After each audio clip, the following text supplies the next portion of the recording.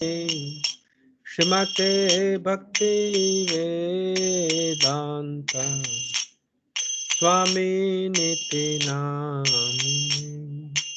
नमस्ते सरस्वती देवे गौरवाणी प्रचारिणे निर्विशेष शून्यवादी पाश्चात्यदेशतारिणे जय श्री कृष्ण चैतन्य प्रभु नित्यानंदा श्री अद्वैत गदाधर शिव साधु गौर भक्तवृंदा हरे कृष्ण कृष्ण कृष्ण हरे हरे हरे राम राम राम हरे हरे हरे कृष्ण कृष्ण कृष्ण हरे हरे हरे राम राम राम हरे हरे हरे कृष्णा कृष्णा कृष्णा हरे हरे हरे राम राम राम हरे हरे हरे कृष्णा कृष्णा कृष्णा हरे हरे हरे राम राम राम हरे हरे हरे कृष्णा कृष्णा कृष्णा हरे हरे हरे राम राम राम हरे हरे हरे कृष्णा कृष्णा कृष्णा हरे हरे हरे राम राम राम हरे हरे हरे कृष्णा कृष्णा कृष्णा हरे हरे हरे राम राम राम हरे हरे जय राधा नील माधव श्री राधे जय राधा कुंज बिहारी श्री राधे जय राधा गिरधारी श्री राधे जय राधा दामोदर श्री राधे जय राधे राधे राधे जय श्री राधे जय जगन्नाथ जय बलदेव जय सुभद्रा जय प्रहलाद सिंह जय प्रहलाद सिंह जय प्रहलाद सिंह जय सीताराम लक्ष्मण भक्त हनुमान सीताराम लक्ष्मण भक्त हनुमान जय गौरा हरि बोल हरि बोल नित्य गौरा हरि बोल जय जय प्रभुपाद जय जय प्रभुपाद जय गुरुदेव महाविष्णु गोस्वामी गुरुदेव जय। ओम विष्णुपाद परमहंस प्रियव्रजचार्य स्तोत्र श्री श्रीमद् चरणारविंद भक्तिवेदांत स्वामी जगद्गुरु प्रपात की जय। ओम विष्णुपाद परमहंस प्रियव्रजचार्य स्तोत्र श्री श्रीमद् भक्तिवेदांत सरस्वती गोस्वामी महाराज ठाकुर श्रीला प्रपात की जय। प्रेम से कहो जय श्री कृष्ण चैतन्य प्रभु नित्यानंद श्री अद्वैत गदाधर शिवासादि गौर भक्तवृंद की जय। षड गोस्वामी की जय। गुरु शिष्य परंपरा की जय। इस्कॉन फाउंडर आचार्य श्री भक्तिवेदांत स्वामी जगद्गुरु श्रीला प्रपात की जय। श्रीला गुरुदेव महाश्रृंग गोस्वामी महाराज की जय। नमाचार्य श्रीला हरिदास ठाकुर की जय। गौर प्रेमानंदे हरि हरि बोल।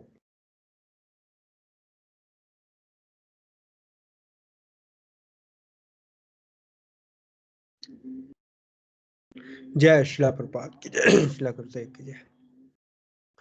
ओम नमो भगवते वासुदेवाय।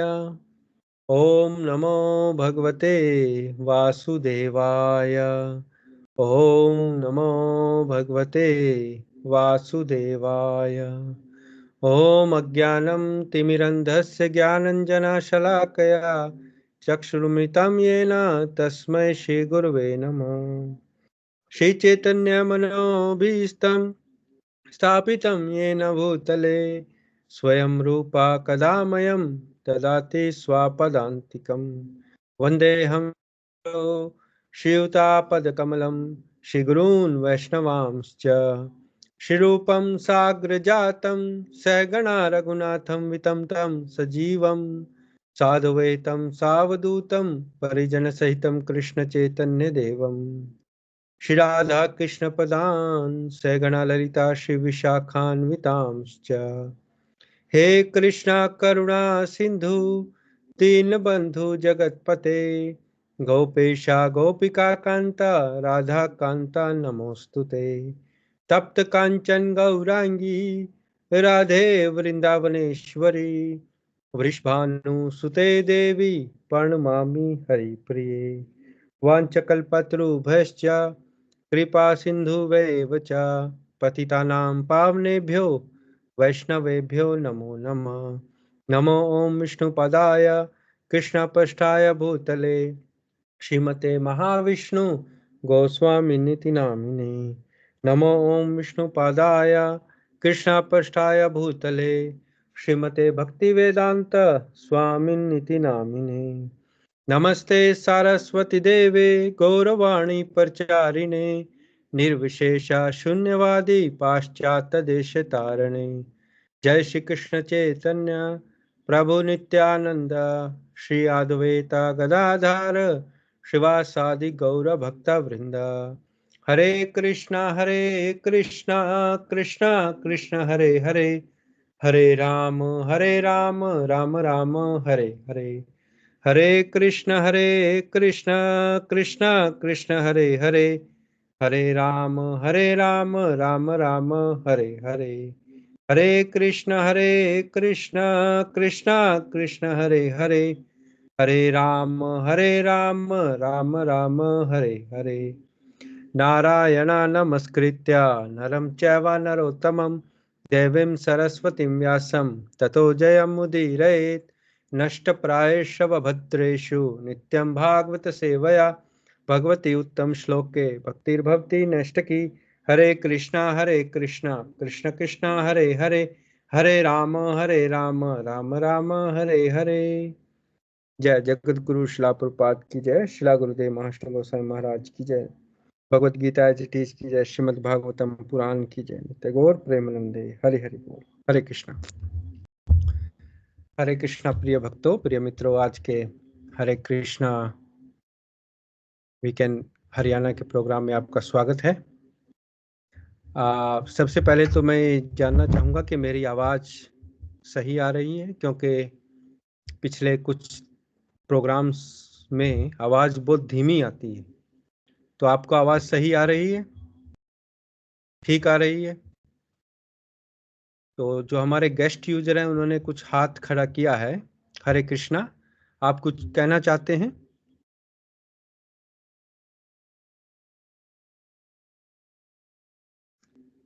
गेस्ट यूजर जी, आपका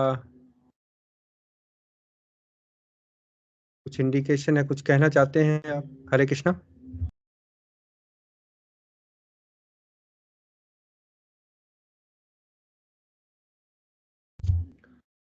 आपकी आवाज नहीं आ रही है।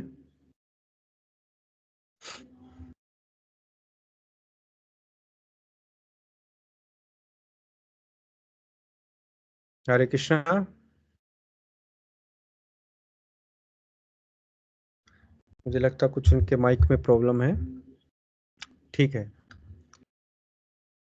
तो जैसा कि आप जानते हैं, ये प्रोग्राम हरे कृष्णा वीकेंड नामक संस्था, जो न्यूजीलैंड की संस्था है, उनके द्वारा आयोजित किए जाते हैं। और इस संस्था के जो प्रोग्राम है उनकी शुरुआत 19 अप्रैल 2002 को श्रीमान अम्बरीश दास प्रभु जी, उनकी पत्नी श्रीमती पूर्ण प्रज्ञा देवी दासी माता जी और उनके सुपुत्र श्रीमान कृष्ण समर्पण कृष्णदास द्वारा उनके गुरुदेव परम पूज्य महाविष्णु गोस्वामी महाराज की आज्ञा पाकर आरंभ किए थे।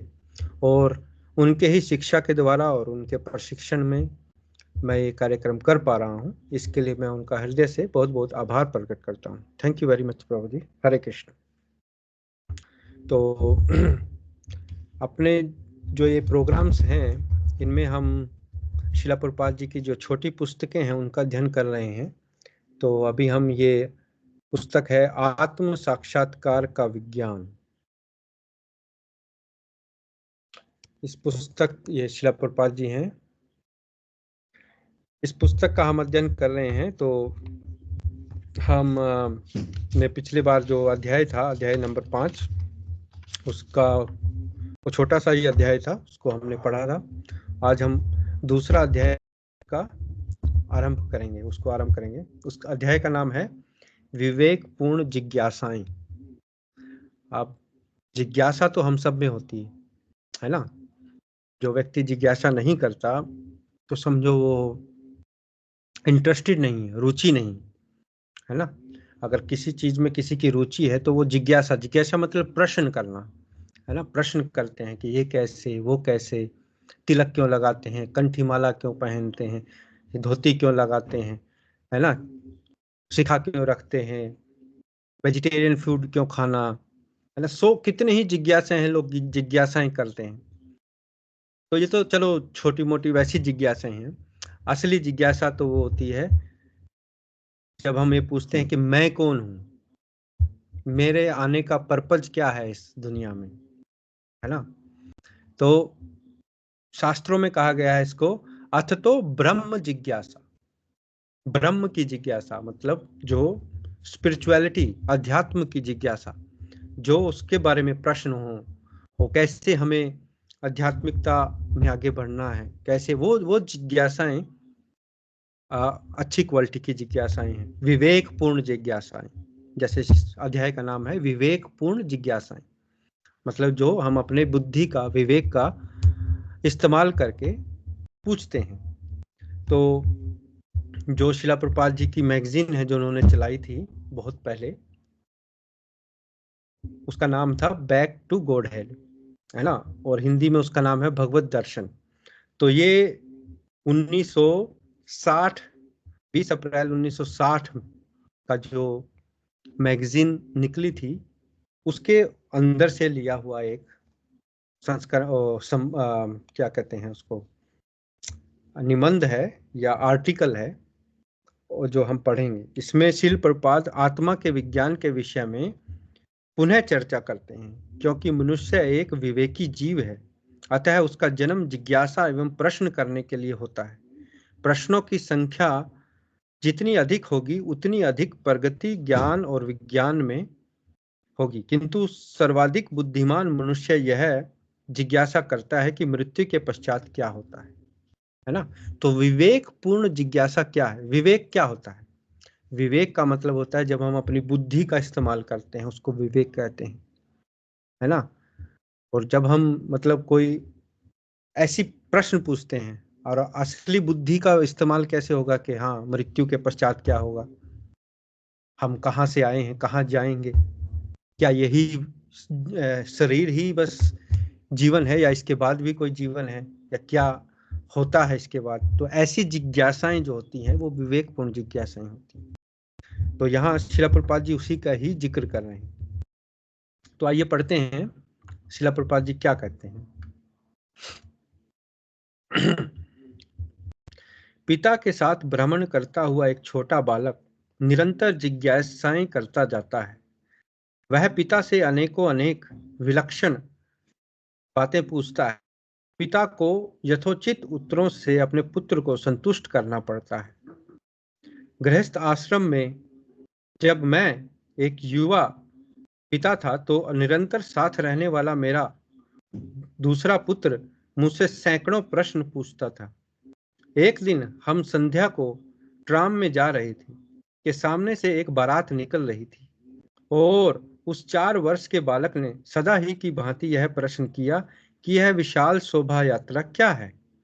बारात से संबंधित उसके हजारों प्रश्नों के हर संभव उत्तर दिए गए, और अंत में उसने पूछा क्या उसके पिता का भी विवाह हुआ था। यह प्रश्न सुनकर उपस्थित वृद्ध सज्जन जोर से हंस पड़े। यद्यपि वह बालक आश्चर्यचकित था कि हम सब क्यों हंस रहे हैं, अतः किसी प्रकार बालक को उसके विवाहित पिता से संतुष्ट किया। मतलब यहाँ शिला प्रभुपाद जी बच्चे का उदाहरण ले रहे हैं, अपने बच्चे का उदाहरण दे रहे हैं कि वो ट्रैम से, गाड़ी से जा रहे थे तो आगे बारात आ गई, तो वो हजारों प्रश्न पूछते हैं। जो छोटा बच्चा है वो हजारों प्रश्न पूछता है, ये कैसे, वो कैसे, इसका रंग हरा क्यों है, तारे इतने क्यों हैं, है ना, ये बल्ब कैसे जलता है, या कुछ जानने की इच्छा होती है ना बच्चे की, हर चीज को जानने की इच्छा होती है। वो पिताजी से पूछता है ये कैसे, वो कैसे। तो शिला प्रभुपाद जी के जो दूसरे पुत्र हैं, छोटे थे वो 4 साल के, तो उन्होंने भी प्रश्न किया कि आपकी भी शादी हुई थी। तो वहां बैठे सारे हंसने लगे, भी बिना शादी के फिर पुत्र कैसे होता।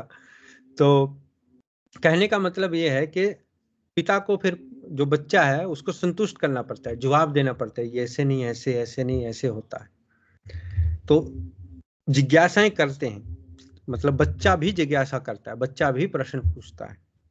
तो इस घटना से यह शिक्षा प्राप्त होती है कि क्योंकि मनुष्य एक विवेकी जीव है, अतः जिज्ञासा एवं प्रश्न करने के लिए ही उसका जन्म होता है।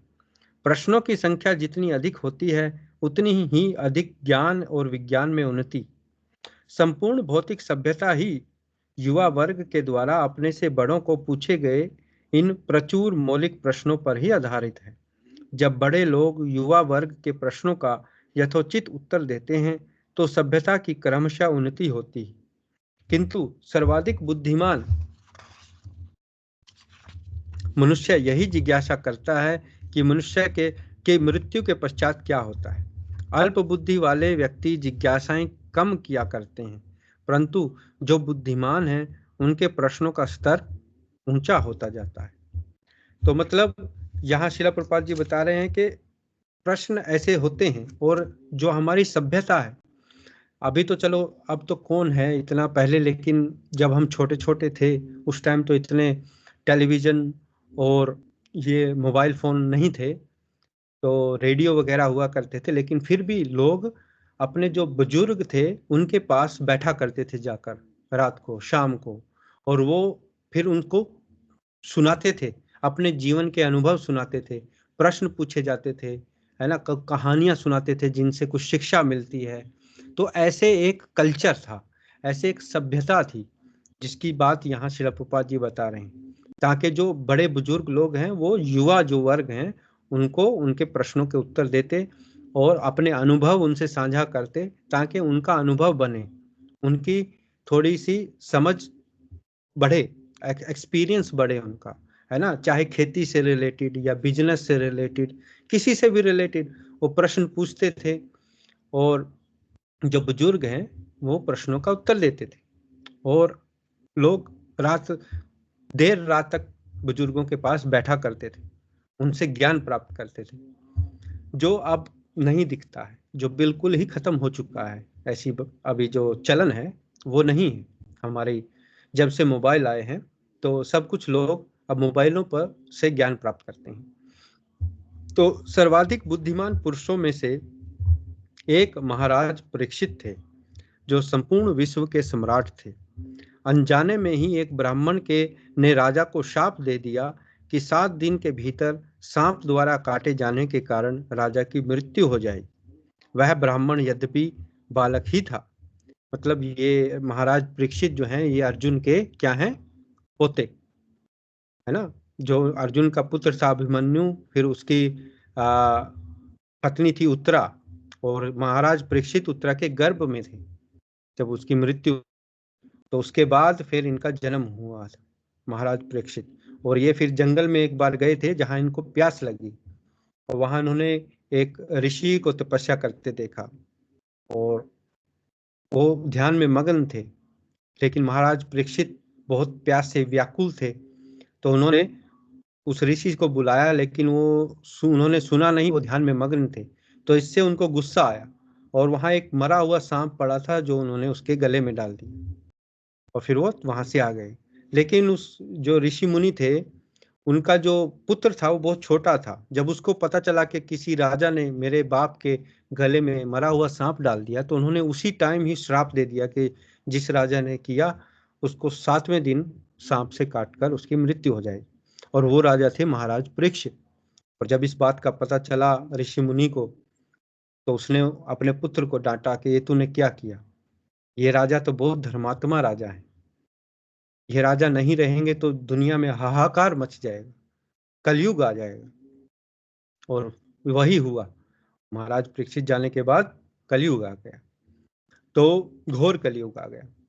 और फिर ये उदाहरण शिला प्रभुपाद जी यहाँ देते हैं। क्यों देते हैं? क्योंकि महाराज परीक्षित इतने समझदार व्यक्ति थे, इतने बुद्धिमान थे कि जब उनको पता चला कि 7 दिन है उनके पास, तो उन्होंने जिज्ञासा की जाकर, किससे? सुखदेव मुनि से, कि एक व्यक्ति जिसको पता है कि 7 दिन उसके पास है, उसको क्या करना चाहिए। तब जाके उन्होंने उसको, महाराज परीक्षित को, श्रीमद् भागवतम सुनाई 7 दिन में। तो आगे पढ़ते हैं, क्या कहते हैं। वह ब्राह्मण यद्यपि बालक ही था, परंतु वह अत्यधिक शक्तिशाली था। उस महान राजा का महत्व न जानने के कारण उस बालक ने मूर्खता पूर्वक यह शाप दे दिया कि राजा की 7 दिन के भीतर मृत्यु हो जाएगी। बालक के पिता को राजा ने जिनके प्रति अपराध किया था, बाद में पश्चाताप हुआ, और जब राजा को इस दुर्भाग्यशाली शाप के विषय में सूचना प्राप्त हुई, तो तत्काल ही वह अपना राजमहल त्याग कर निकट भविष्य में होने वाली अपने मृत्यु की तैयारी करने के लिए गंगा के तट पर चले गए। गंगा उनकी राजधानी के निकट ही बहती थी। वे एक महान सम्राट थे, इसलिए लगभग सभी महर्षि और उच्च कोटि के विद्वान उस स्थान पर एकत्रित हो गए जहां महाराज परीक्षित अपने नाशवान शरीर को त्यागने के पूर्व उपवास कर रहे थे। अंत में तत्कालीन संतों में से सर्वाधिक युवा सुखदेव गोस्वामी भी वहां पहुंच गए और उस संत समागम का सर्वसम्मति से सभापतित्व उन्हें सौंपा गया। यद्यपि वहां पर उनके महान पिता श्री व्यासदेव भी उपस्थित थे। महाराज परीक्षित ने अत्यंत आदरपूर्वक सुखदेव गोस्वामी को एक उच्च आसन अर्पित किया और नश्वर जगत में 7वें दिन होने वाली अपनी मृत्यु के संबंध में उनसे प्रसंगोचित प्रश्न किए। महाराज परीक्षित भगवान के महान भक्त पांडवों के योग्य वंशज थे और उन्होंने महान ऋषि सुखदेव गोस्वामी के सामने इस प्रकार संगत जिज्ञासाएं की कि हे प्रभु, आप महान अध्यात्मवादियों में से सर्वाधिक महान हैं। अतएव मैं आपसे विनम्र निवेदन करता हूं कि आप कृपया यह बताएं कि मेरा इस समय क्या कर्तव्य है। मैं अपनी मृत्यु के कगार पर स्थित हूं, अतः मैं इस विषम समय में क्या करूं? कृपा करके मुझे बताइए। हे प्रभु, मैं क्या सुनूं, क्या श्रवण करूं, क्या अर्चन करूं, अथवा अब मैं किसका स्मरण करूं? आप जैसे महान ऋषि गृहस्थ के घरों में आवश्यकता से अधिक नहीं ठहरते, और इसलिए यह मेरा सौभाग्य है कि आप करुणावश मेरी मृत्यु के समय यहाँ आए हैं। अतएव कृपया इस विषम समय में आप मुझे उपदेश दीजिए। तो देखिए कितने दिमाग प्रश्न किए उन्होंने, है ना। चलो, उनको तो पता था कि 7वें दिन मेरी मृत्यु है। क्या हमें पता है? हमें तो ये नहीं पता कि अगला श्वास आएगा कि नहीं आएगा, कि सुबह होगी कि नहीं होगी, सुबह उठेंगे कि नहीं उठेंगे। तो हमारा क्या कर्तव्य बनता है ना। अब यहाँ प्रश्न पूछे हैं महाराज परीक्षित ने कि क्या सुनना चाहिए, किसकी पूजा करनी चाहिए, किसका स्मरण करना चाहिए, कृपा करके मुझे आप बताइए, है ना, उपदेश दीजिए। तो इस प्रकार महाराज परीक्षित के द्वारा मधुर भाषा में निवेदन किए जाने पर महर्षि सुखदेव जी ने उनके प्रश्नों के प्रामाणिक उत्तर दिए। सुखदेव गोस्वामी न केवल महान दिव्य विद्वान थे, वरन समस्त दैवी गुणों से संपन्न भी थे, क्योंकि वे वैदिक साहित्य के मूल रचयिता श्री बद्र नारायण श्री व्यासदेव के योग्य पुत्र थे। तो सुखदेव गोस्वामी कौन थे? वो व्यासदेव जी के पुत्र थे। व्यासदेव कौन थे? जिन्होंने सारे वेदों की रचना की। तो सुखदेव गोस्वामी ने कहा, प्रिय राजा, आपकी जिज्ञासा अत्यधिक संगत है एवं यह सभी समय के समस्त लोगों के लिए हितकारी भी है। ऐसी जिज्ञासाएं सर्वोच्च हैं और विवेकपूर्ण भी, क्योंकि इनका वैदिक ज्ञान के निष्कर्ष अर्थात वेदांत दर्शन द्वारा समर्थन किया गया है। इन जिज्ञासाओं को आत्मविद सम्मतः कहा जाता है। दूसरे शब्दों में, ऐसी विवेकपूर्ण जिज्ञासाएं वे मुक्त पुरुष करते हैं जिनको अपने आध्यात्मिक स्वरूप का पूर्ण ज्ञान है, जिससे परातव की जानकारी में और अधिक वृद्धि हो सके। अर्थात मतलब यहाँ सुखदेव गोस्वामी जी ने तारीफ की महाराज परीक्षित की कि आपने ऐसे प्रश्न पूछे जो ना कि आपके लिए, आने वाले जनरेशन्स के लिए, आने वाले लोगों के लिए, सभी के लिए ये बहुत ही लाभकारी है। तो ऐसी हमें, इनको कहते हैं विवेकपूर्ण जिज्ञासाएं, प्रश्न करना। ऐसे नहीं कि हम अपने गुरुदेव या अपने सीनियर डिवोटीज या कोई भी हैं उनके पास जाके हम ऐसी ऐसी जिज्ञासाएं करें, बेफजूल बेफजूल के प्रश्न पूछें जिनका कोई मतलब ही नहीं, उसका वो उनका समय बर्बाद करने की बात है। जो भगवान के भक्त होते हैं उनका समय बहुत कीमती होता है, तो उनका समय हमें नष्ट नहीं करना चाहिए मूर्खतापूर्ण जिज्ञासाएं करके। इसलिए ये ट्रेनिंग लेना बहुत जरूरी है कि जब भी हम गुरु महाराज से मिलें या बड़े सन्यासी से कहीं से हम मिलें, सीनियर डिवोटीज से मिलें, तो हमें कैसे प्रश्न पूछने चाहिए, है ना, बेफजूल के प्रश्न नहीं। अब मैं, एक हंसी वाली बात है, मैं तो नहीं गया था, मेरी माता जी गई थी। डेरा है हरियाणा में, जो बहुत बड़े भक्त भी हैं, उनके गुरु भी हैं। तो उन डेरे में वो गए, तो वहाँ उनके बहुत सारे भक्त वहाँ थे, और वो आके प्रश्न, कोई कुछ प्रश्न पूछा। तो एक लड़की आई और पूछी कि गुरुजी, मेरा पति नहाता नहीं है तो मैं क्या करूं, और उसमें से स्मेल आती है, और ये होता है वो होता है। तो अब उसमें गुरु क्या करेगा? गुरु उसको पकड़ कर नहलाएगा? ऐसे, मतलब ऐसी जिज्ञासाएं करने का क्या मतलब? असली जिज्ञासा क्या है? असली जिज्ञासा तो ये है कि पूछना चाहिए कि मैं इस ये जो मृत्यु का, जो जन्म मरण की चक्कर में फंसा हूं, उससे कैसे पार पाऊं? कैसे जो जन्म मृत्यु जरा व्याधि, जो चार हमारी समस्याएं हैं, इनसे कैसे पार पाऊं? कैसे मैं इससे पार हो जाऊं, मैं जो इस जगत में फंसा हुआ हूं, है ना? ऐसी जिज्ञासाएं जो सबकी हितकारी होती हैं, ना के मंडेन, रो भौतिक जगत की। मेरा ये हो गया, मेरा वो हो गया, मुझे ये नहीं मिल रहा, मुझे वो नहीं मिल रहा, ऐसी जिज्ञासाएं नहीं करनी चाहिए। स्पेशली जो ऊंचे पहुंचे हुए महापुरुष हैं उनके पास जाकर, क्योंकि उनका समय बहुत कीमती होता है। तो श्री व्यासदेव के द्वारा रचे गए महान वेदांत शारीरिक सूत्रों पर स्वाभाविक टीका श्रीमद् भागवतम है।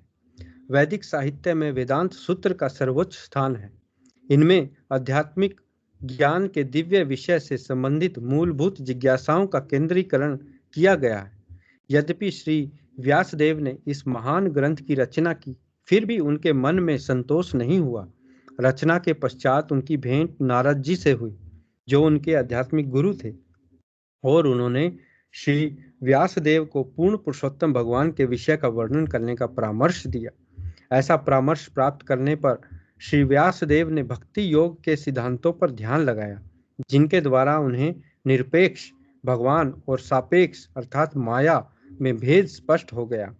इन तथ्यों के विषय में पूर्ण रूप से अनुभूति कर लेने के पश्चात उन्होंने महान श्रीमद् भागवतम अर्थात सुंदर भागवतम की रचना की, जिसका आरंभ महाराज परीक्षित के जीवन से संबंध वास्तविक ऐतिहासिक तथ्यों से होता है।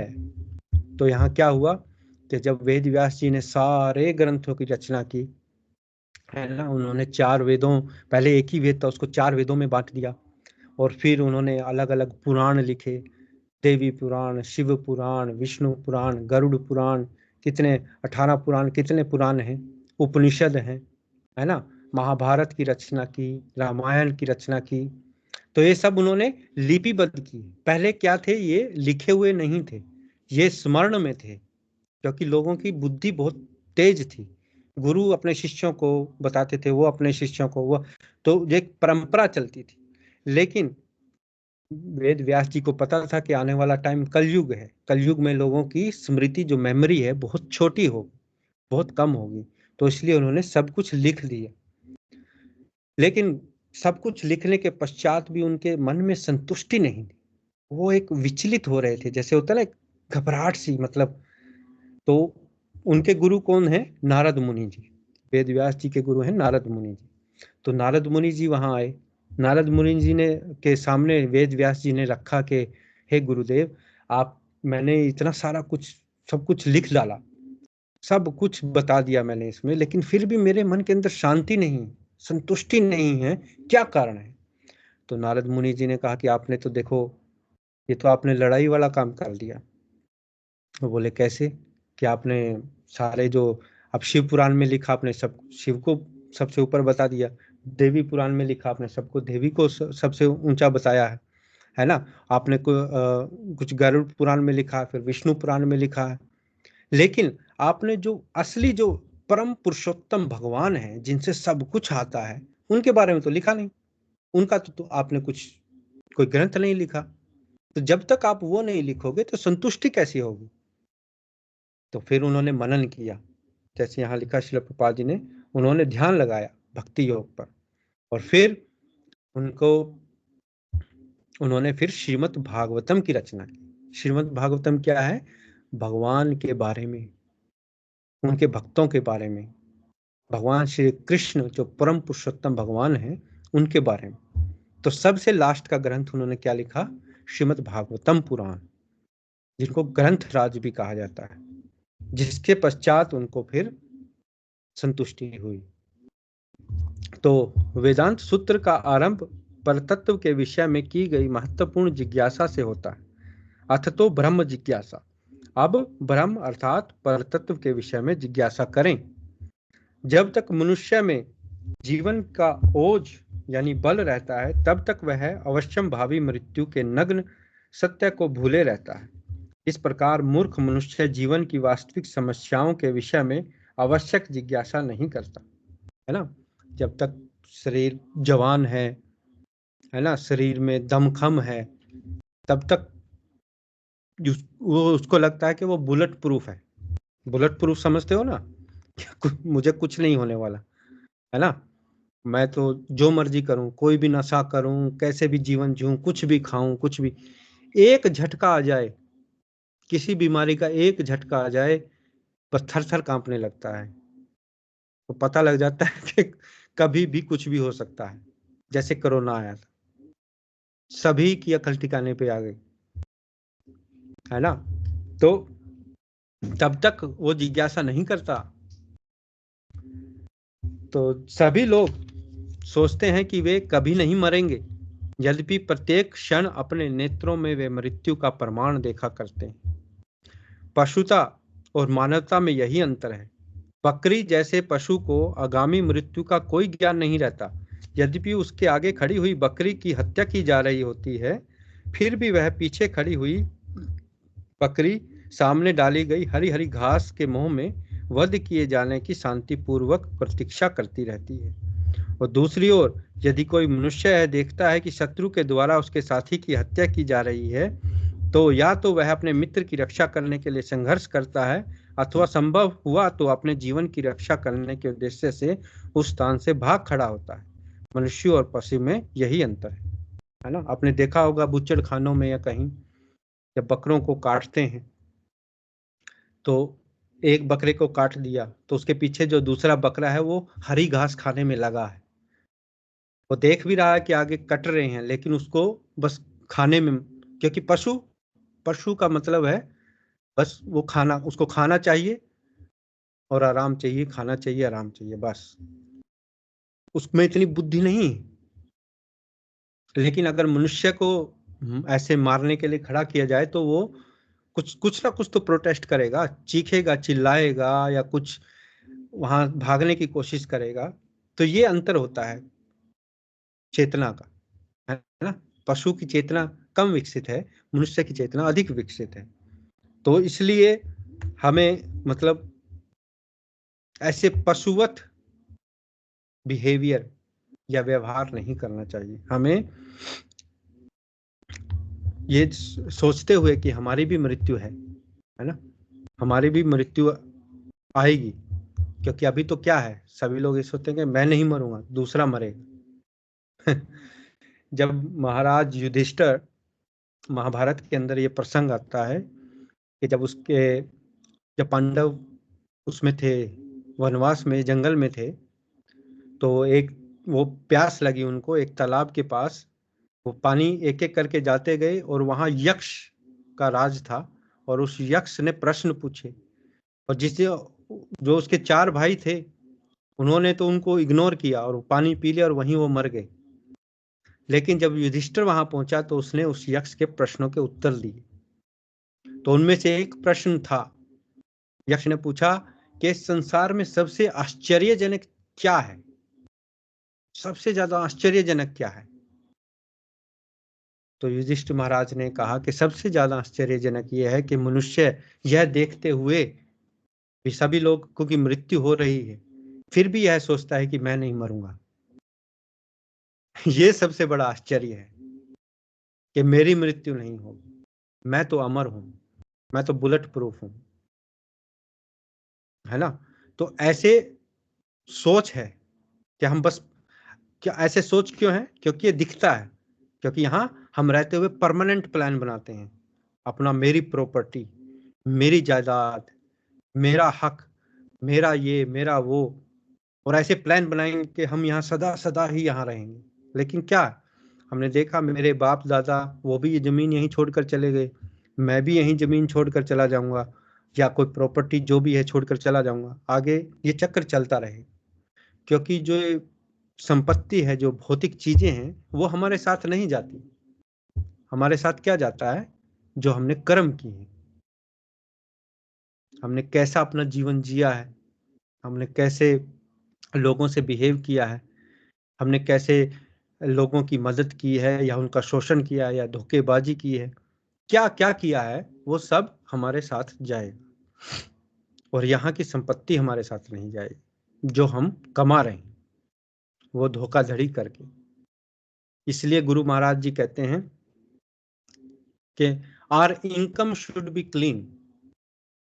हमारी जो अर्निंग है, हम जो कमाते हैं, वो पवित्र होनी चाहिए। पवित्र अर्थात कोई धोखेधड़ी से मुक्त।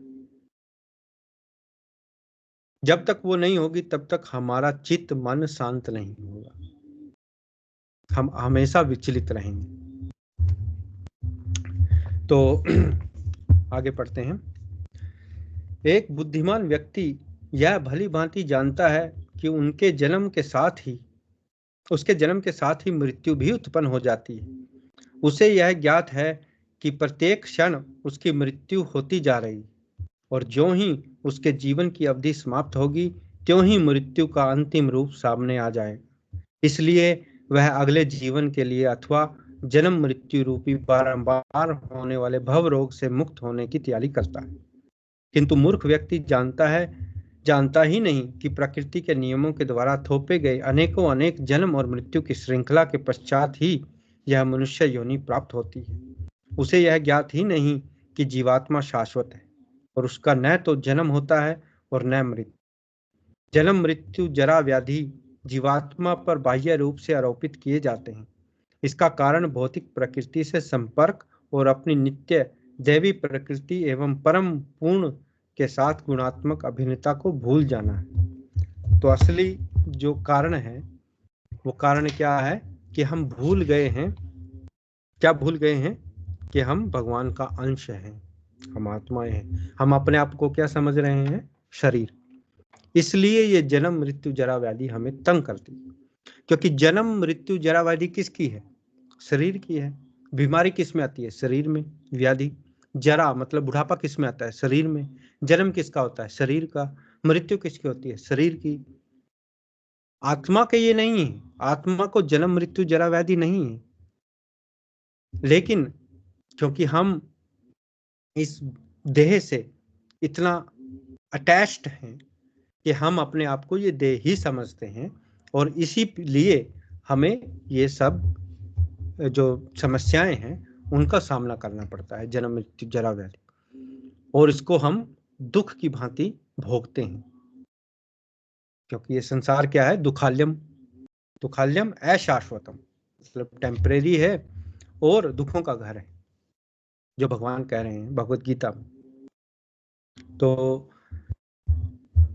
ये अध्याय थोड़ा लंबा है, तो आज हम यहीं थोड़ा रुक लेते हैं और इस पर थोड़ा मनन करते हैं जो हमने आज अभी तक पढ़ा है।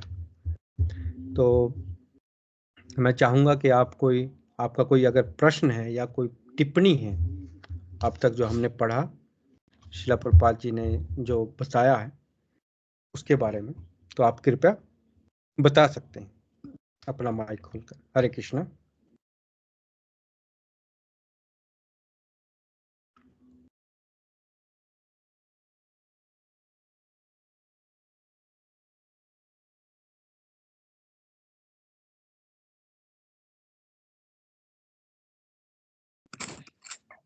हरे कृष्ण प्रभु जी।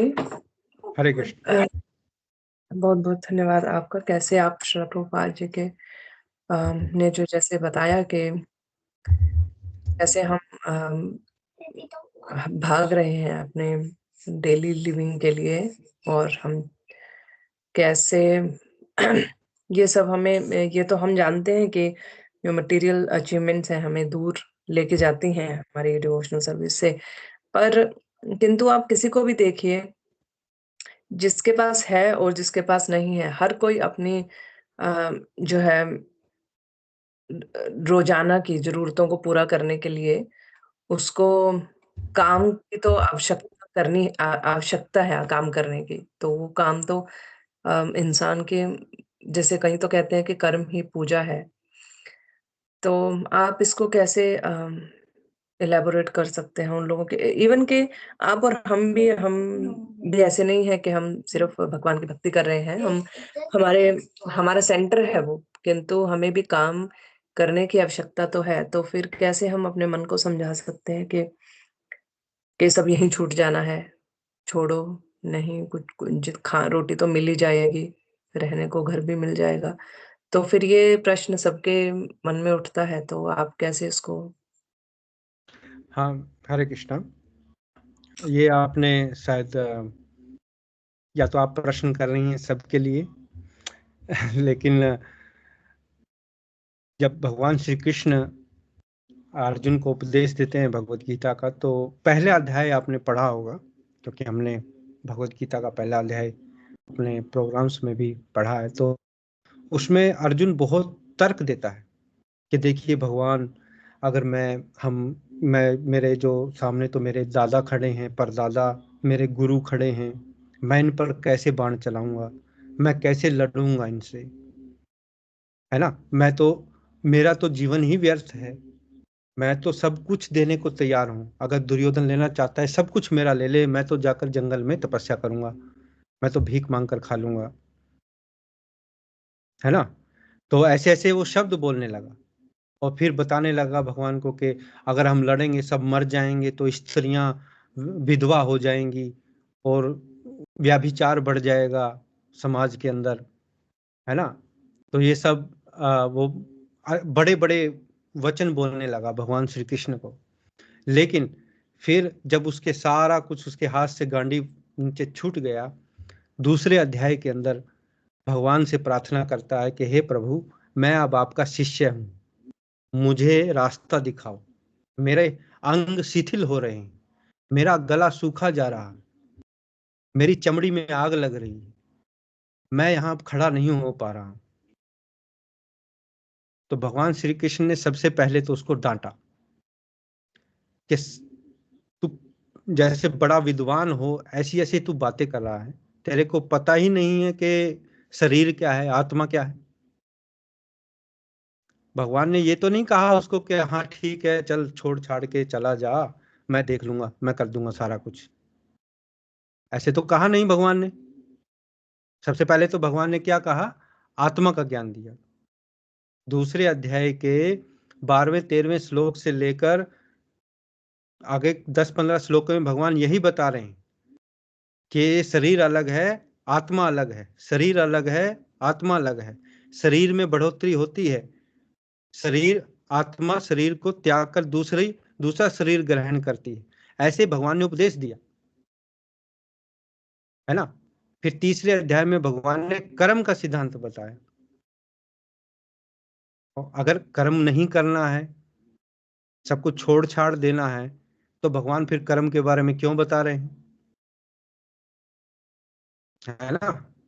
तो ऐसा नहीं है, ऐसा तो यहाँ शिला प्रभुपाद जी ने भी नहीं बताया, सिर्फ ये बताया कि विवेक पूर्ण जिज्ञासा करनी है। जिज्ञासा क्या मतलब? प्रश्न करने हैं कि हाँ सब कुछ यहीं रह जाएगा, सब कुछ मृत्यु के बाद यहीं छूट जाएगा, लेकिन इसका मतलब ये नहीं है कि हम आगे का तैयारी ना करें। अब आगे की तैयारी कैसे होगी? सपोज करो मैं यहाँ ऑस्ट्रेलिया में बैठा हूँ, मुझे इंडिया में पैसा भेजना है, वहां तो डॉलर नहीं चलते, वहां तो रुपया चलता है। तो मुझे क्या करवाना पड़ेगा? कन्वर्ट करवाना पड़ेगा। अलग अलग कंपनियां हैं, वेस्टर्न यूनियन है, बैंक है, कुछ भी है, उसके थ्रू मैं यहाँ से $100 भेजूंगा तो वहाँ रुपए, ₹500, ₹600 जो भी होंगे वहां पहुंच जाएंगे। ठीक है ना। तो इसका मतलब वहां की करेंसी कुछ और है, यहाँ की करेंसी कुछ और है, लेकिन यहाँ मैं कमाऊंगा तो डॉलर्स में ना, तभी तो मैं वहां पैसे भेज पाऊंगा। इसीलिए जो आगे की आध्यात्मिक जगत है वहां की करेंसी कुछ और है, वो करेंसी, उसको करेंसी को कन्वर्ट कराने के लिए हमें यहाँ कमाना पड़ेगा। और वो कैसे कमाया जाएगा? जब तक ये देह है। अब शरीर में मेरे कोई बीमारी हो जाए, मेरे पेट में भोजन नहीं है, मैं कपड़े को तन ढकने के लिए कपड़ा नहीं है, तो मैं वो भक्ति की तरफ कैसे मेरा ध्यान जाएगा? जाएगा ही नहीं। सबसे पहले तो रोटी कपड़ा मकान में उसी में ही उलझा रहूंगा, तब जाके मैं कोई भक्ति की तरफ ध्यान दूंगा ना। तो इस प्रकार हमें ये बारीकी से समझना है कि हालांकि हमें जिज्ञासा करनी है आध्यात्मिकता की, पूर्ण पुरुषोत्तम भगवान की, लेकिन इसका मतलब ये नहीं है कि हम यहाँ सब कुछ छोड़ छाड़ कर बैठ जाएं कि 2 रोटी तो मिल जाएगी। कैसे मिल जाएगी 2 रोटी? कौन देता है आजकल किसी को 2 रोटी? उसके लिए कमाना पड़ता है, उसके लिए परिश्रम करना पड़ता है, भौतिक जगत में भी और भक्ति में भी। कठिन परिश्रम का कोई तोड़ नहीं है। जब तक आप वर्क हार्ड नहीं करोगे, कठिन परिश्रम नहीं करोगे, आपको इस भौतिक जगत में भी सफलता नहीं मिलेगी, और आध्यात्मिक जगत में तो भूल ही जाओ। हमें कठिन परिश्रम करना ही पड़ेगा। Shortcut, there is no shortcut. ये शॉर्टकट वाली मानसिकता है कि सब कुछ छोड़ छाड़ दो। ये हम क्या कर रहे हैं? हम शॉर्टकट चाहते हैं, और शॉर्टकट चाहने में हमें धोखा मिलता है, हमें चीटर मिलते हैं। तो इसलिए ये बात समझना बहुत जरूरी है कि there is no shortcut in life. सबको परिश्रम करना पड़ता है, काम करना पड़ता है, तब कुछ रिजल्ट मिलता है।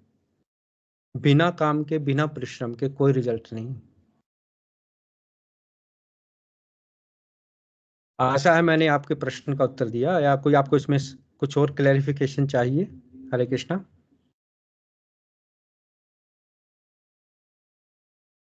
ठीक है, हरे कृष्णा। किसी और का कोई प्रश्न है, कोई टिप्पणी है आज के प्रोग्राम के बारे में? हरे कृष्णा, आप बोलिए। जैसे इस अध्याय का तो नाम ही है विवेकपूर्ण जिज्ञासाएं, मतलब हमें प्रश्न करने चाहिए, तभी कुछ समझ में आता है।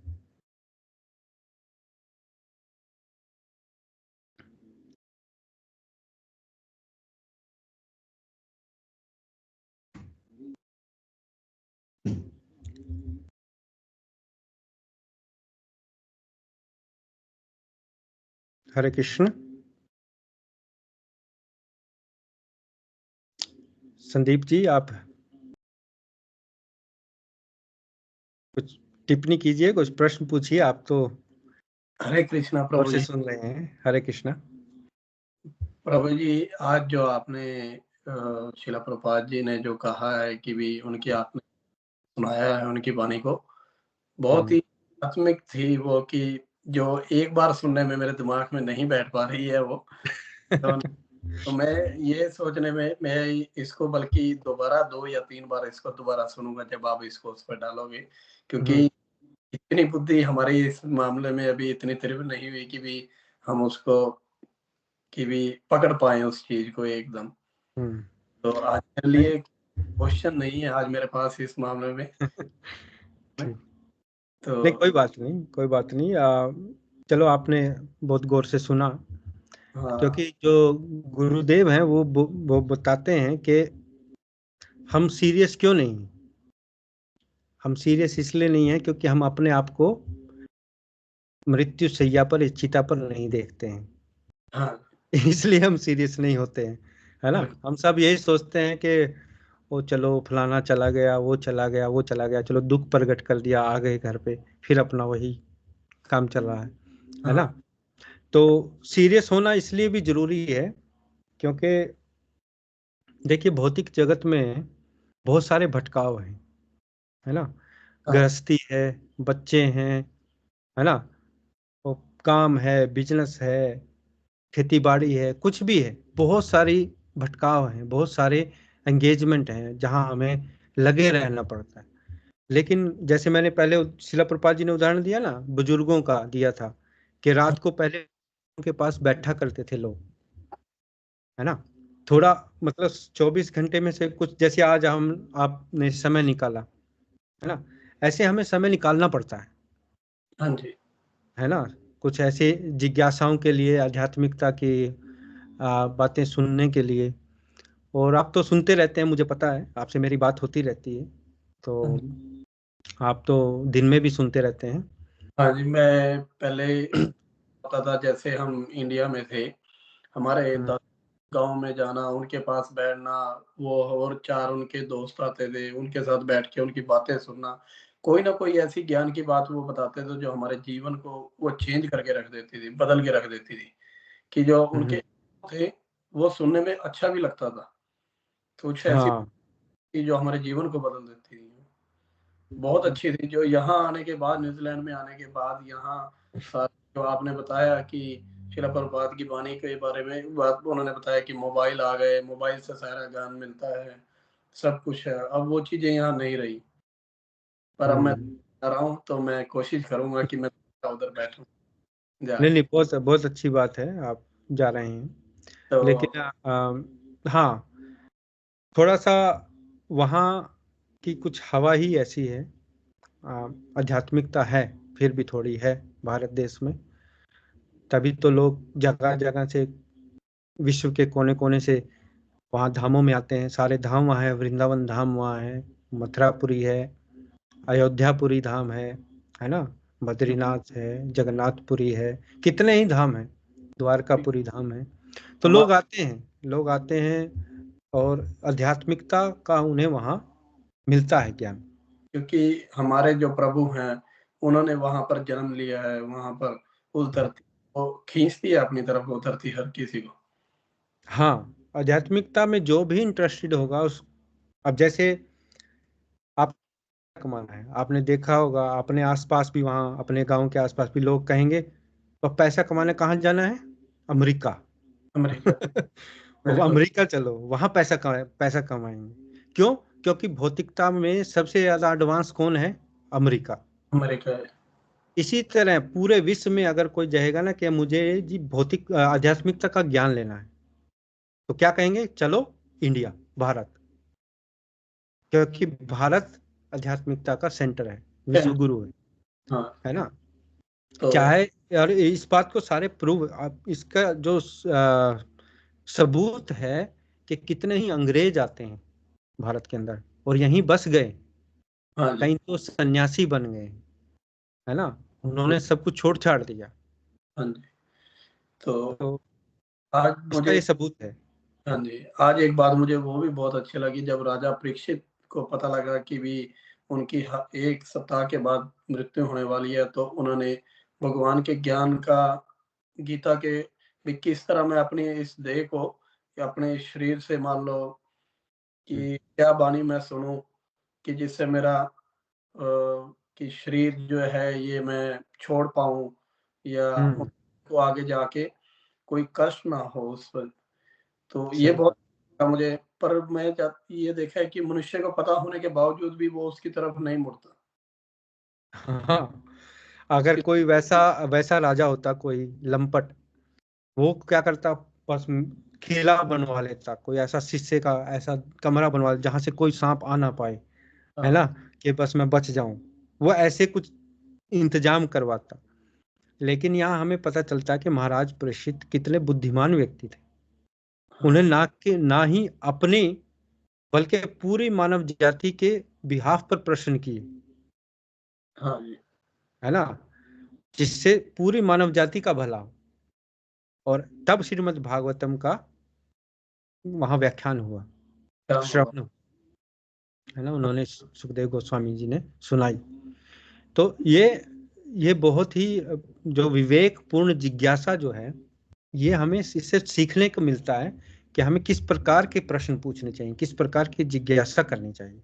हाँ, जैसे आपने एक श्लोक भी सुनाया था थोड़े मेरे ख्याल 1 मंथ पहले आपने बताया था, एक श्लोक था, वो गीता जी का 9वां था, पता नहीं 8वां श्लोक था, जिसमें लिखा था कि भी जब जो कोई भक्त खड़े होते हैं तो आपस में भगवान की ही बात करते हैं वो है बीज मंत्र, जो बीज श्लोक हैं 4, हमने 2 ही कवर किए हैं, हाँ, अभी 2 और हैं। हाँ जी, 10वें अध्याय का वो हाँ, 8वां 9वां ऐसे श्लोक है।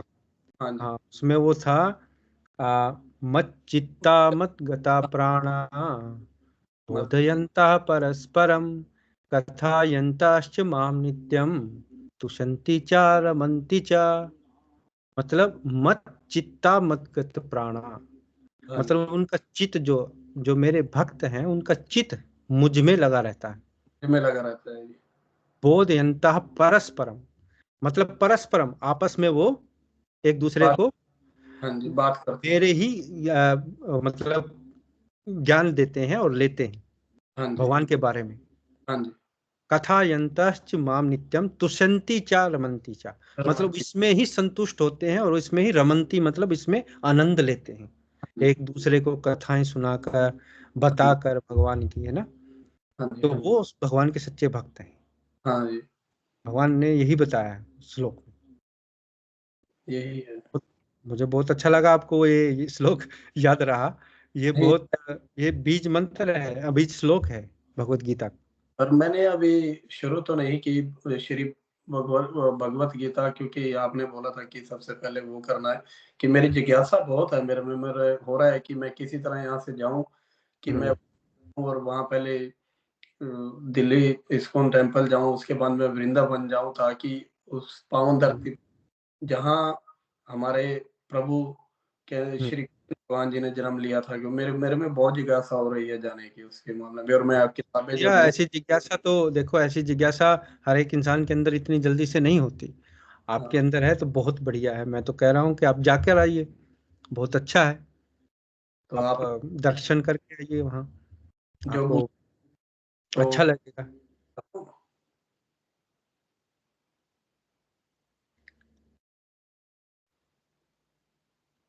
ठीक नहीं, है। चलो ठीक है।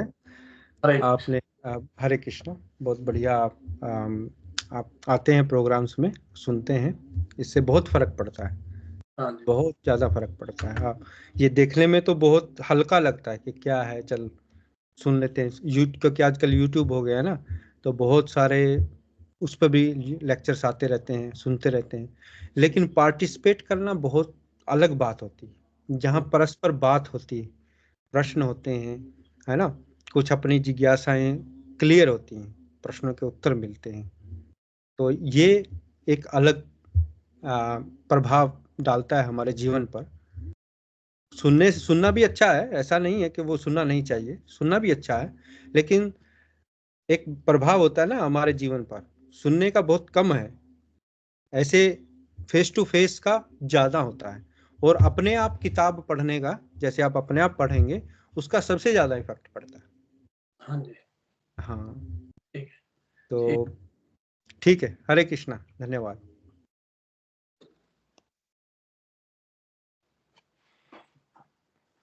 हाँ, हरे कृष्णा। आप कोई और आपका प्रश्न है या कोई टिप्पणी है?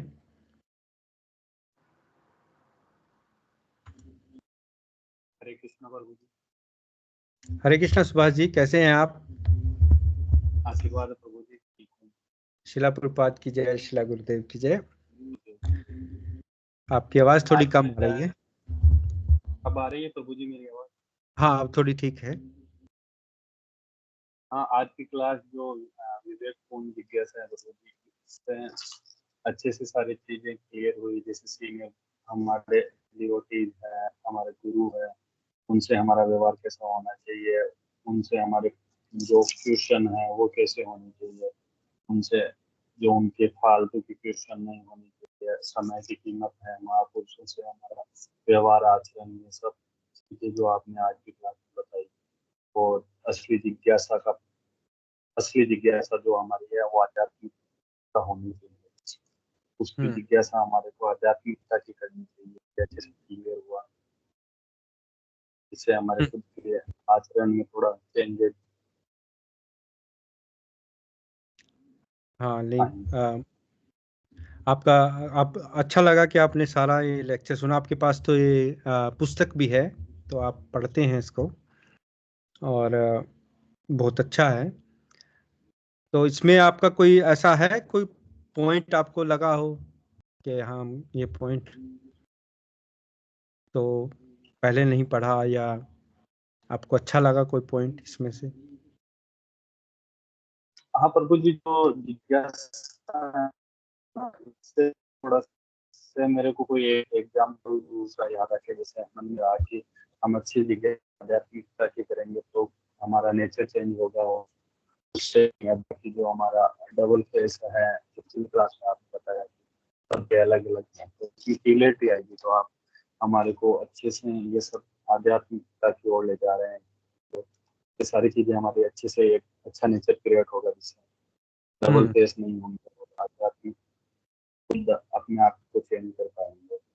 पहले अपने आप को चेंजेस हो जाएंगे। तो अभी पुस्तक भी ये सब चीजें हैं, लेकिन वो आज अच्छा लगेगा, 2 दिन बाद में फिर वापस वही लेजी हो जाएंगे, सब चीजें नहीं कर पाएंगे। हाँ, हाँ, क्लास ये में तो तो है। रहेगा, उसके अगर हम बाद में तो वो प्रैक्टिस छोड़ देते हैं तो फिर वो कंटिन्यूटी रहना जरूरी है ना। चेन चेन टूटनी नहीं चाहिए। अगर चेन टूट जाती है तो फिर जोड़ना बड़ा मुश्किल हो जाता है, क्योंकि पहले ही इतना मोटिवेशन नहीं होता हमारे अंदर कि हम अटेंड करें। लेकिन जैसे आपने कहा है कि जिज्ञासा, देखिए, विवेकपूर्ण जिज्ञासा अगर हम बैठकर सोचें तो जो प्रश्न होते हैं हमारे, कई प्रश्न तो ऐसे होते हैं कि मन में आते हैं, लेकिन अगर हम कुछ सुन रहे हैं तो ऑटोमेटिकली उनका आंसर हमें मिल जाता है ना। हाँ प्रभु जी, मतलब हाँ मिल जाता है। जैसे आप यही सोचते हैं कि जैसे डेली क्लास में आप हमारे को अच्छे से हर हर चीज बता रहे हैं अच्छे से, तो हम जो गलत रास्ते हैं उससे वापस आप खींच खींच के हमारे को अच्छे रास्ते पे लाके छोड़ रहे हो। वापस जा रहे हैं तो वापस ऐसे धीरे धीरे करते हैं, ऐसे लगेगा कि अगर जिज्ञासा रहेगी, कंटिन्यू रहेगी, तो हाँ, इसमें दोबारा करेंगे। हाँ, एक क्या जिज्ञासा का यही रहा। एक एग्जांपल जैसे महाराजा प्रैक्टिस का था, जैसे मीराबाई का भी एक मेरे को याद आया, तो मैं अब थोड़ा सा 1 मिनट का समय लूंगा। जैसे हाँ, हाँ। मीराबाई को क्या, उनके दादाजी मंदिर लेके जाते हैं, है ना, हमारे यहाँ राजस्थान में आपकी मीराबाई को आपकी ज्यादा आवाज देखते हैं। आपकी तो आवाज थोड़ी क्लियर नहीं है। आप स्पीकर फोन से कान में अब आ लगा रही के है बात प्रभु जी? करिए, अब ठीक आएगी। हाँ, हाँ, तो राजस्थान में भगवान की भक्त सबसे, अगर शुद्ध भक्त को मीराबाई को माना माना जाता है। तो मीराबाई हाँ, क्या, जो बचपन में थी, छोटी थी, तो उनके दादाजी भगवान के ठाकुर जी के मंदिर लेके जाते हैं मीराबाई को।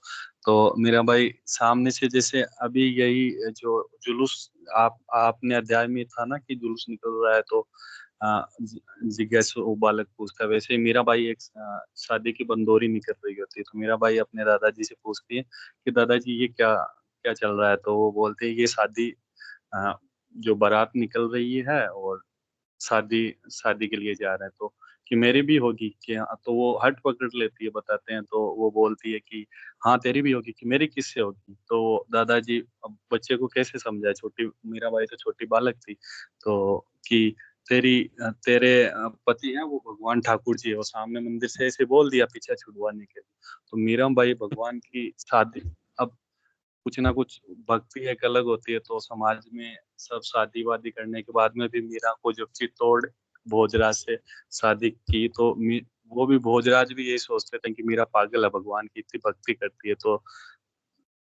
तो उनको सभी ऐसे बोलते हैं कि आसपास के लोग कि मीरा पागल है, भोजराज ने गलत कर लिया शादी वाद। तो मीरा को जहर दे दिया सामने ही। तो वो जो जहर दिया मीरा ने पिया, तो फिर भी मीरा बाई के उस जहर का कोई इफेक्ट नहीं हुआ। तो भगवान की भक्ति में ऐसी ऐसी कुछ शक्ति तो है प्रभु जी। तो आज नहीं मीरा को भगवान का सर्वश्रेष्ठ भक्त माना गया है। हाँ, ये एग्जाम्पल आपने बहुत अच्छा दिया, क्योंकि मीराबाई जो हैं भगवान की शुद्ध भक्त हैं, है ना।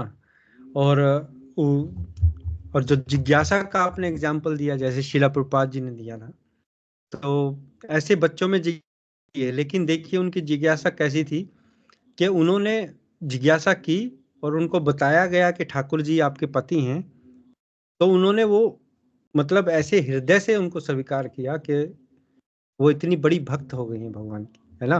उनको जहर भी दिया गया तब भी वो असर नहीं किया। क्यों? क्योंकि भगवान की इतनी कृपा थी उनके ऊपर। जैसे प्रहलाद महाराज जी है ना, हिरण्यकशिपु ने क्या क्या यातनाएं नहीं दी उनको, जहर भी दिया, सांपों के कुएं में भी रखा, पहाड़ से भी गिराया, है ना, और भी कैसे ही मारने की कोशिश की, लेकिन हर बार भगवान उनको बचाते थे। और फिर हिरण्यकशिपु का वध करने के लिए भगवान ने नरसिंह देव का अवतार लिया। ऐसे ही मीराबाई जो हैं उनकी भक्ति सर्वश्रेष्ठ मानी जाती है। उनकी भक्ति प्योर भक्ति है भगवान के प्रति। और ऐसे बहुत सारे भक्तों के उदाहरण हैं, बहुत उदाहरण हैं जो भगवान के शुद्ध भक्त हुए। तो इससे हमें सीखने को ये मिलता है कि जो विवेकपूर्ण जिज्ञासाएं हैं वो हमें भगवान की भक्ति की और भगवान के निकट लाती हैं, है ना। तो इस प्रकार हमें जिज्ञासाएं करनी चाहिए ताकि हम भगवान के और निकट आ सकें। सभी को आप लेके आ रहे हो निकट। तो हम जैसे मैं हूँ, मेरे को तो ऐसे लगता है वापस की सब चीजें जैसे 2-4 दिन में फिर वापस वही सभी का रूट जो शेड्यूल है वही रह जाता है। फिर सारी चीजें कुछ छूटती रहती है, कुछ आजकल वही है जो भागा दौड़ी की जिंदगी में कि ये सब चीजें। तो फिर भगवान का ज्यादा हो नहीं पाता 2-4 दिन में। फिर वही है, हाँ खुद हैं, भगवान को मानते हैं, सब कुछ है, लेकिन ठाकुर जी की वजह 2-3-4 दिन तो कुछ ज्यादा काम हो गया तो भगवान को वापिस है कि भगवान की पूजा वूजा करना सब कुछ हो जाएगा। नहीं, देखिए ये आज के समय में सभी के साथ ऐसे होता है, क्योंकि भौतिक जगत है और कलयुग है, तो इसमें भटकाव ज्यादा है, माया देवी का प्रभाव ज्यादा है।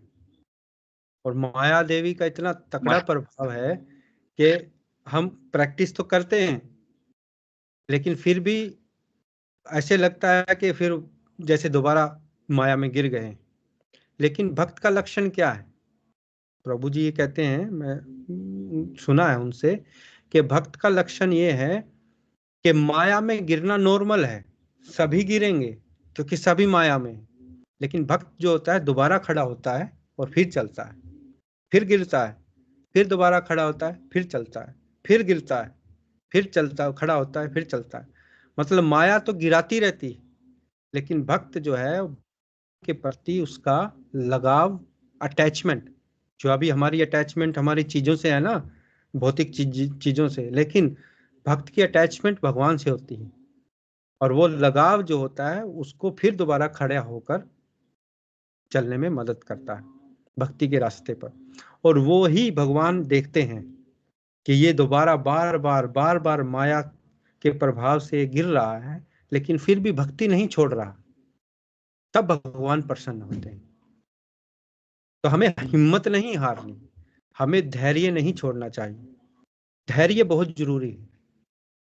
कुछ भी होगा, मरते दम तक चाहे हम, मेरे पास बिल्कुल मैं सीरियस नहीं हूं लेकिन फिर भी मैं भगवान की भक्ति नहीं छोड़ूंगा। तो उससे क्या होगा, भगवान डेडिकेशन देखेंगे, भगवान देखेंगे कि इसका लगाव कितना है मेरे प्रति, और फिर वो अपने आप माया देवी को आज्ञा देंगे कि इसको तंग मत करो, और फिर आपका टेस्ट बनेगा भगवान के नाम में। तो इससे हमें निराश नहीं होना है। आप निराश नहीं होइए, ये नॉर्मल है। इस माया में गिरना नॉर्मल है। और नॉर्मल क्या नहीं है, दोबारा खड़े होकर फिर भक्ति में चलना, वो नॉर्मल नहीं है। वो भक्ति ही कर सकता है जो हमें करते रहे। देखा देखी है प्रभु जी पूरी दुनिया के साथ, तो वो माया देवी में गिरा देती है इंसान को, तो उसके तो पेशेंट, खुद को यही कहूंगा कि उसके ही पेशेंट है खुद। हाँ नहीं, ये तो उसका काम है। देखिए उसको भी सेवा दी हुई है भगवान ने। माया देवी एक फिल्टर का काम करते हैं। फिल्टर होता है ना, आपने देखा होगा, पानी का फिल्टर हो, उसमें से जो इम्प्योरिटीज हैं उनको निकालती हैं। तो छलनी का काम करती है माया देवी। भगवान तक वही पहुंच पाता है जो बहुत सीरियस है, जिसके मन के अंदर बस दृढ़ निश्चय है भगवान को प्राप्त करना, है ना। चलिए ठीक है, बहुत बहुत धन्यवाद आपका, आपने हरे कृष्णा प्रभु। प्रश्न किया। हरे कृष्णा, बहुत बढ़िया। ठीक है, अगर किसी और का कोई प्रश्न है तो आप पूछिए अभी, नहीं तो फिर हम समापन करेंगे। हरे कृष्णा।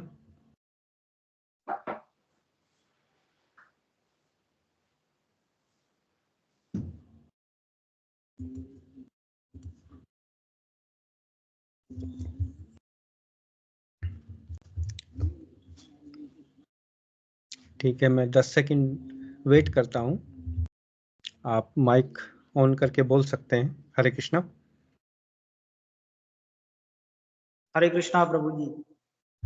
हरे कृष्णा यशपाल जी। हाँ जी प्रभु जी, आज मुझे लगा कि कहीं ना कहीं विवेक का बहुत अहम रोल है इस चीज में, क्योंकि बिना विवेक के कोई भी अच्छा सर्जन नहीं बन सकता, अच्छा आर्किटेक्ट नहीं बन सकता, अच्छा डॉक्टर नहीं बन सकता, अच्छा भक्त भी नहीं बन सकता। विवेक यहाँ पर बहुत अहम रोल अदा करता है। और ये जो चाहे माया कह लीजिए, चाहे आसपास के जो ऑब्स्टेकल्स हैं वो रास्ते में आते हैं, वो विचलित करते हैं, लेकिन विवेक की तरफ भी ध्यान देना बहुत जरूरी है, क्योंकि नॉलेज विवेक ही आदमी संभाल सकता है। हाँ देखिए, बुद्धिमत्ता तो जरूरी है ना। जैसे शिला प्रभुपाद जी ने बताया कि विवेकपूर्ण प्रश्न जो जिनमें कम बुद्धि होती है वो नहीं कर पाते हैं, है ना। हाँ जी। अब कोई क्यों करेगा प्रश्न, मान ले अब जैसे महात्मा बुद्ध थे। हाँ जी। महात्मा बुद्ध ने एक बार देखा कि कोई बूढ़ा व्यक्ति आ रहा है, तो उसने पूछा कि मैं भी बूढ़ा होऊंगा। उसने कहा हाँ अभी बूढ़े होंगे। फिर उसने देखा कोई बीमारी वाला व्यक्ति था, उसने कहा मेरे को भी बीमारी आएगी। उन्होंने कहा कि हाँ आपको भी आएगी। फिर उन्होंने देखा कोई अर्थी जा रही थी, तो पूछा कि मेरी भी मृत्यु होगी। तो उन्होंने कहा हाँ आपकी भी होगी।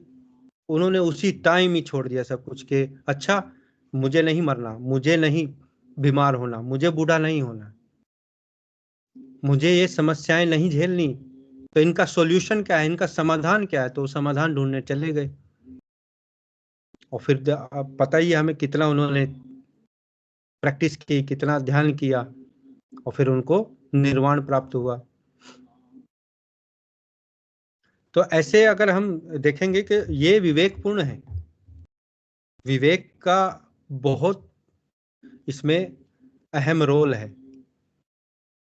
एक बार देखकर ही महात्मा बुद्ध को समझ में आ गया कि ये मेरे रहने लायक की जगह नहीं। लेकिन हम रोज देखते हैं फिर भी हम समझते नहीं। यहाँ पता चलता है कि विवेक क्या है और बुद्धिमत्ता क्या है हाँ जी। है ना।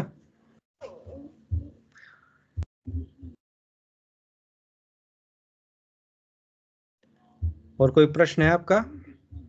नहीं जी, मुझे आज विवेक की मेरे को महिमा लगी इसके अंदर, और हाँ, जैसे कि मुझे अनुभव हुआ तो वैसे ही मैंने आपको बताया। हाँ इसका अध्याय का नाम ही है विवेकपूर्ण जिज्ञासाएं। हाँ जी, तो मैंने पश्चिमी देशों के बारे में भी देखा कि उन्होंने भी अपनी बहुत हिस्टोरिकल जहाज वगैरह सब संभाल के रख रखे हैं, कितने प्यार से। शायद ही हमारे यहाँ इतने संग्रहालय कम होंगे उनके मुकाबले। तो उनके अंदर ये विवेक ही है किस्म का, उनकी भी मैं देखता हूँ ये क्वालिटी तो है उनके अंदर विवेक है। हाँ चलो, इसको हम विवेक नहीं कहेंगे क्योंकि विवेक का अर्थ होता है कि सही में बुद्धि लगाना। सही में बुद्धि क्या होती है कि जो इस मृत्यु के बाद क्या होगा। ठीक है, उन्होंने इसको हम थोड़ा क्या कहेंगे, इंटेलिजेंस थोड़ी उनकी इस भौतिक जगत में ज्यादा है। चाहे उन्होंने संग्रहालय भी बना रखे हैं, सब कुछ रखे हैं, लेकिन उनका अगला आगामी जो जीवन आएगा उसके ऊपर तो उसका कोई प्रभाव नहीं है ना। वो जन्म मृत्यु के चक्कर से तो वो संग्रहालय उनको छुड़ाएंगे नहीं ना। लेकिन भौतिक जगत में, भौतिक उन्नति में उनकी ये बुद्धिमत्ता है। उन्होंने जरूर उन्नति की है भौतिकता में पश्चिमी देशों ने, लेकिन आध्यात्मिकता में जीरो। हाँ जी, किसी चीज को संभाल के रखना और उसके बारे में क्लैरिफिकेशन देना, ये भी एक क्वालिटी में गिना जाएगा जी। हाँ, मैं वही तो कह रहा हूँ कि भौतिकता में उनकी ये बुद्धिमत्ता है, इसीलिए वो आगे हैं। भौतिक जगत में उनकी ये बुद्धिमत्ता है। क्योंकि तो अपनी भूतकाल की चीजों को संभालने के लिए प्रेम चाहिए, और ऐसे नहीं कि भौतिकता में वो कि उसको उसमें कुछ ऐड करके, तो वो भौतिकता होगी ना। उन्होंने इस चीज को संभाल के रखा क्योंकि उनके अंदर डेडिकेशन है उस चीज की। मैं उनकी महिमा नहीं कर रहा, लेकिन मैं उनकी डेडिकेशन की बात कर रहा हूँ कि उनकी डेडिकेशन है ऐसी हमारे में भी होनी चाहिए। हमें भी अपनी पुरानी सब चीजों को ऐसे ही एज इट इज संभाल के, उससे भी ज्यादा होना तो चाहिए कि उससे ज्यादा संभाल के रखें। हाँ, ये देखिए, यहाँ थोड़ा सा भारत में अभी क्योंकि पश्चिम जगत की अंधानुकरण की वजह से ना तो वो पश्चिम देश जैसे बन पा रहे हैं और ना ही अपने वैदिक जो हमारा जीवन था वैसे जी पा रहे हैं। बीच में त्रिशंकु की जगह तरह वो लटक रहे हैं। हाँ जी, हाँ जी। जिसकी वजह से ये सारी प्रॉब्लम्स भारत में आ रही हैं। अगर हम अपनी जड़ों से जुड़े रहेंगे तो पश्चिम जगत के लोग तो वैसे ही आ रहे हैं भारत में सीखने के लिए। विवेक की बहुत भारी कमी नजर आती है अपने आसपास, बहुत ज्यादा। जिस चीज को मैं सबसे ज्यादा नोटिस करता हूँ वो विवेक है, वो नहीं है किसी भी शक्ल। विवेक की कमी तो है ही है, वो तो बिल्कुल है, उसमें तो कोई दो राय नहीं, क्योंकि विवेक पूर्ण कोई जिज्ञासा करता ही नहीं है वहां। जैसे हम देख रहे हैं कि एसी लेने के लिए तो भीड़ लगी पड़ी है, एसी लेंगे, ये है वो है, भर भर के मशहूरी आ रही है, भर भर के गाड़ियों की मशहूरी है, हर एक आधुनिकता का अंधाधुंध प्रकरण। लेकिन नेचर के बारे में कोई कुछ नहीं है कि पेड़ लगाइए, इस चीज को ऐसे हैंडल कीजिए, योगा कीजिए, कुछ आसपास प्रेरित सेंटर, कुछ भक्ति के प्रेरित बहुत कम है।